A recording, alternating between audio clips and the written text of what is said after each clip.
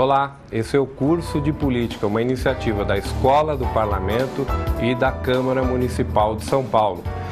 A intenção do curso de política, essa vai ser hoje a nossa última aula. Foram 6 aulas, né? Quer dizer, 5 aulas, hoje a 6ª aula. A intenção é levar uma ideia de conhecer um pouco mais da política, dos direitos do cidadão, dos deveres do cidadão. É um curso curto, mas é importante que vocês aí participem, ao final até entrem em contato com a Escola do Parlamento para fazer a sua prova e receber o seu certificado, né? Esse curso também vai ficar, além da TV, vai estar na internet. Hoje, no curso de política, nós vamos falar a última aula com a professora Gabriela de Brelas. Ela é doutora em administração pública e governo pela Fundação Getúlio Vargas de São Paulo. Ou ela vai falar hoje sobre canais de participação e o papel do político. Você já assistiu 5 aulas, né? Princípios gerais da democracia, ética e política, eleições e a importância do voto, divisão de poderes e políticas públicas. Hoje estou aqui com a professora Gabriela. Tudo bem? Muito obrigada, Ana Mari, pelo convite, pela oportunidade. É um prazer estar aqui falando de um tema tão importante, que são os canais de participação e o papel do cidadão. E a sua aula vai ser dividida, a Constituição Federal e a participação, né? É o primeiro bloco que a gente vai ter. O segundo bloco é mecanismos de participação e o terceiro bloco, desafios de participação. Exatamente. É isso. Então nós vamos falar da Constituição Federal e a participação.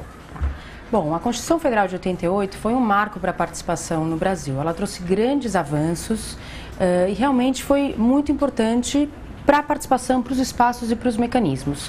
Ela reflete o movimento da Constituinte, que foi um momento de grande efervescência, de grande mobilização da sociedade, que realmente lutou para fazer com que seus interesses de diferentes grupos, pessoas, estivessem aí impressos nessa Constituição e, através de emendas populares, conseguiram com que grande parte desses seus interesses fossem colocados. Eu vou falar.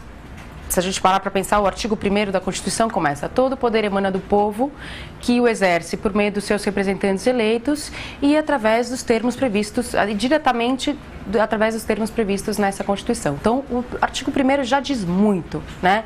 E a gente vê aqui no artigo 14, alguns desses mecanismos já estão especificados, que são plebiscito, referendo e a iniciativa popular. Muitas dessas iniciativas foram literalmente copiadas pelas constituições estaduais e pelas leis orgânicas dos municípios, então a gente tem essas inovações também em nível estadual e municipal. Falando um pouquinho agora do que vem a ser o referendo, o que vem a ser um plebiscito. A gente percebe que existe uma confusão muito grande, né? Que as pessoas confundem plebiscito com referendo e tem uma diferença, claro. O plebiscito é quando a população é consultada antes da criação da norma. Então, a população vai lá e vota antes da criação de uma determinada norma. Posso citar, né, o plebiscito que nós tivemos em 1993 para definir forma e sistema de governo. Tá? Foi um plebiscito nacional onde a população os eleitores foram às urnas para decidir que forma deveria ser escolhida, monarquia constitucional ou república, e qual sistema de governo. Então, seria ou parlamentarismo ou presidencialismo. Professor, então quer dizer, a senhora disse aí que nós não temos uma norma, né? Não tem uma norma posta, mas a população vai decidir e no que ela decidir é que vai ser feita a norma. Aquela decisão, exatamente. Então, naquela ocasião, em 1993, o povo escolheu república e sistema presidencialista. Recentemente tivemos um outro plebiscito, que foi do Pará, né, onde a população foi às urnas para decidir ou não pela divisão do Estado. Exato. Que não dividiu. Que não dividiu, exatamente. Aí o referendo, ele é uma consulta à população após a criação da norma, né? A população vai lá para referendar uma determinada decisão. Podemos citar também um exemplo relativamente recente. Em 2005, tivemos o referendo, onde a população foi às urnas para decidir pela proibição ou não da comercialização de armas e munições. Em 2003 entrou em vigor o Estatuto do Desarmamento e o artigo 35 do Estatuto do Desarmamento deixava lá a questão da proibição ou não da comercialização, que deveria ser definido pela população. Então a população foi às urnas e a maior parte da população votou pela não proibição da comercialização de armas e munições no Brasil. Então, aí são dois casos que a gente pode citar, tanto o plebiscito nacional, da questão do sistema e forma, quanto o referendo do desarmamento foram questões nacionais. Mas elas também podem ser colocadas em nível estadual e municipal. Enfim. A gente não usa muito, né? Não, a gente não usa muito. É um mecanismo aí bastante... É pouco utilizado. A ideia inicial, quando houve toda a mobilização para colocar esses mecanismos na Constituição, era de que a população pudesse convocar plebiscito e referendo. Sim. Existia essa intenção. Mas o que foi aprovado é que só o Congresso pode convocar plebiscito e referendo, e isso faz com que diminua muito aí essa possibilidade. A população pode, via iniciativa popular, solicitar um referendo ou um plebiscito, mas ela não pode Agora convocar. Também é um processo custoso, né? Porque ao você fazer um plebiscito ou referendo, quer dizer, é um processo como das eleições, né? Sim. Você tem que chamar toda a justiça eleitoral a participar ou seja, colocar as urnas, os locais de votação, quer dizer, a democracia não tem preço, mas de toda forma é um processo custoso. É um processo custoso, mas poderia se aproveitar o próprio momento das eleições. De 2 em 2 anos nós temos eleições. Por que não aproveitar esses momentos? A gente viu agora as eleições dos Estados Unidos, né, onde as pessoas votavam numa série de coisas, né, dependendo de estado para estado. Né? Lá, como a questão, lá as legislações são estaduais, cada estado tem aí uma série de liberdades para decidir várias questões pontuais daqueles estados. Então, o pessoal, quando vai às urnas, também toma essas decisões. A Suíça também é um país que utiliza aí muito esse mecanismo de democracia direta, né? Então, realmente, eu acho que o Brasil usa pouco. O fato da população não poder convocar acaba limitando isso também. E eu acho que existe a possibilidade de ser feito via município, né? Então... Mas nos municípios, a maior parte das leis orgânicas e das próprias constituições estaduais só definem o plebiscito para definição de abertura, no caso de novos municípios, criação de novos municípios, ou se não, mudança de nome do município. Então, houve uma limitação. A ideia inicial era muito mais ampla, mas o que acabou ficando aprovado acabou limitando. Vai falar de iniciativa popular. E aí a terceira também? É iniciativa popular, exatamente. Iniciativa popular é quando a população pode criar um determinado projeto de lei, né? Iniciativa popular. Não tem iniciativa parlamentar e tem iniciativa popular.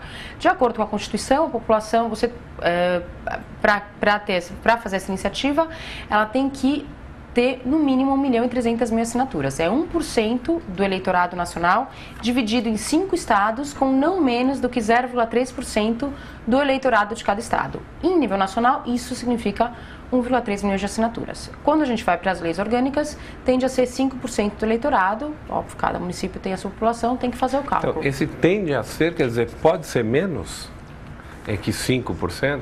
Na verdade, teria que analisar todas as leis orgânicas. Isso teria que ser visto. Nunca analisei as 5.560 e poucas leis orgânicas. Mas que o processo de iniciativa popular também é um processo difícil, né? 1.300.000 assinaturas. 1.300.000 assinaturas é realmente um trabalho hercúleo, né? Dá pra gente dizer que é muito difícil. E isso vai ter uma limitação. Eu quero trazer como exemplo um movimento muito recente, que é o movimento de corrupção, de combate à corrupção eleitoral e a mobilização que eles realizaram para aprovar a lei da ficha limpa. Eu acho que mostrar um pouco o que foi o movimento de combate à corrupção eleitoral e a lei da ficha limpa e toda a mobilização gerada, como eles conseguiram cerca de 1.600.000 assinaturas. E eles conseguiram, foi um trabalho, assim, uma mobilização gigantesca, mas depois houve uma questão que é uma das limitações da iniciativa popular. Então, eu gostaria de convidar vocês a assistirem esse vídeo. Um filme do movimento de combate à corrupção eleitoral e está disponível no site do movimento. Eu situo o processo de democratização, quando acabou a ditadura. Primeira grande mobilização que houve no Brasil em torno disso foi em torno das diretas já. Chamaram a sociedade para dizer que era necessário apoiar aquele projeto que dizia temos que eleger diretamente o presidente da República. Com certeza muita gente vai dizer que a lei da ficha limpa foi um marco assim como foi a aprovação da Constituinte. Esse é o processo. O processo democrático é esse. É você elege, daqui 4 anos você pode mudar. Você não gostou, desaprovou, você troca, você coloca outro. Por isso que os índices de renovações dos parlamentos são muito grandes. Ao mesmo tempo, a sociedade começou já a ter mais coragem, né? Mas sem depender de ordens que viessem de cima ou de estímulos que viessem de cima, e começou a propor que essa Constituição não pudesse ser elaborada sem participação popular. Que, inclusive, a primeira conquista dessa mobilização foi que o regimento interno da Constituinte criasse a possibilidade do que se chamou naquele tempo de emenda popular. Com o projeto Ficha Limpa, nós colocamos na sociedade esse debate, o debate do voto, a importância do voto. É como se eu assinasse uma procuração em branco e desse para o meu candidato. Com a mobilização da lei da ficha limpa, o efeito, ela tem 2 efeitos, e um deles é exatamente moralizar o processo eleitoral e impedir o candidato que tem condenação. A outra é exatamente mostrar que a população ela tem mecanismos para fazer transformações, e um deles é mudar a lei. Você tem ação popular, que um único eleitor, cidadão, ele pode entrar com uma ação para corrigir uma distorção de algum problema que está acontecendo da administração pública. Eles disseram, então agora não são só 30 mil assinaturas que nós não esperávamos que vocês chegassem com tantas, vocês chegaram. Então agora já vimos que a coisa é complicada, vamos voltar aí 1% do eleitorado. Todo o poder emana do povo, que o exerce através de representantes eleitos e diretamente através dos instrumentos previstos na lei, ou seja, um pulo no sentido de a democracia não é somente representativa, é também um pouco de direto e um pouco de participativo, ou de outros instrumentos, mas especialmente esses 3, é que fizeram com que o Ulisses, quando ele promulgou a Constituição, ele dissesse: estamos aqui diante de uma Constituição cidadã. Declaro promulgada o documento da liberdade, da dignidade, da democracia, da justiça social do Brasil. Que Deus nos ajude que isto se cumpra. A Constituição pretende ser a voz, a letra, a vontade política da sociedade rumo à mudança. Que a promulgação seja nosso grito. Mudar para vencer. Muda, Brasil! Então, esse foi o início do processo. Essa imagem do Ulisses é bastante emocionante, né? E ficou famosa no Brasil, né? Tem mais um vídeo? Tem mais um trechinho que eu quero mostrar, que foi toda a mobilização atrás das assinaturas. Como o movimento realmente foi atrás, de casa em casa, de assinatura da população.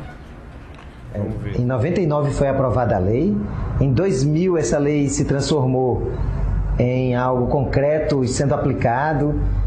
Em 2001 começou a surgir, houve um seminário, né, em que várias pessoas começaram a refletir mais sobre a lei, e aí isso canalizou para um ponto comum.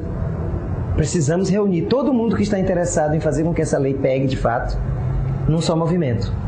Aí o Chico chamou, Movimento de Combate à Corrupção Eleitoral, virou MCCE. Essa é a importância da Lei 9840, que foi a base de todo esse trabalho que resultou no movimento de combate à corrupção eleitoral. E todos aqueles que estão elencados na Lei da Ficha Limpa, que são os crimes hediondos, meio ambiente, todas essas questões que atingem a questão da vida pregressa e que impede o candidato de ser um representante no processo que nós temos de eleição. No Rio de Janeiro, o TRE de lá resolveu caçar o registro de um candidato que sabidamente tinha toneladas de condenações nas costas, era candidato. Agora, o cidadão prejudicado, evidentemente, entrou com recurso. E o recurso foi parar no TSE. E o TSE disse, não, por enquanto a Constituição não determina a possibilidade de negar o registro dele por causa disso. Até que um indivíduo obstinado, eu diria assim, bem com uma visão acima do seu tempo, chamado Dom Dimas Lara, que é o secretário-geral da CNBB, ele procurou o movimento com uma sugestão. Ele já tinha inclusive uma minuta que tinha sido elaborada por alguns juristas do estado do Rio de Janeiro. Essa minuta serviu como base para o texto da futura lei da ficha limpa. Nós vamos mexer no perfil dos candidatos. E aí surgiu, então, 10 anos depois da aprovação da Lei 9840, essa ideia de fazer uma lei que impedisse candidato que tem condenação de que continuasse sendo candidato. O candidato que tem condenação, o candidato que renunciou. Dentro dessas condições foi então elaborado o projeto de lei de iniciativa popular, que ficou denominado como ficha limpa.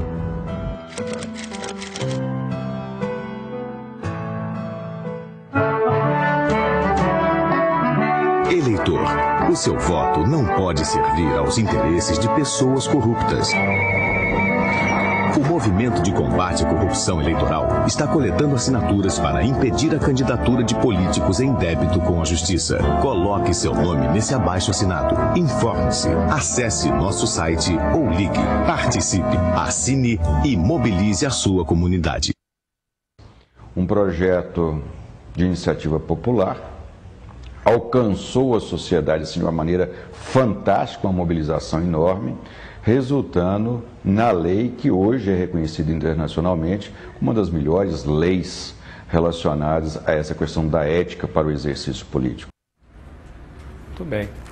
Voltamos. Então, esse movimento conseguiu 1.600.000 assinaturas e teve todo um ato extremamente simbólico, né, de união de pessoas, toda a mobilização, levaram essas assinaturas para a Câmara. Mas o que acontece com essas assinaturas? É praticamente impossível conferir todas elas. Então, praticamente todos os projetos de iniciativa popular que já existiram até hoje foram encampados por deputados e eles passam a tramitar como projetos de iniciativa parlamentar.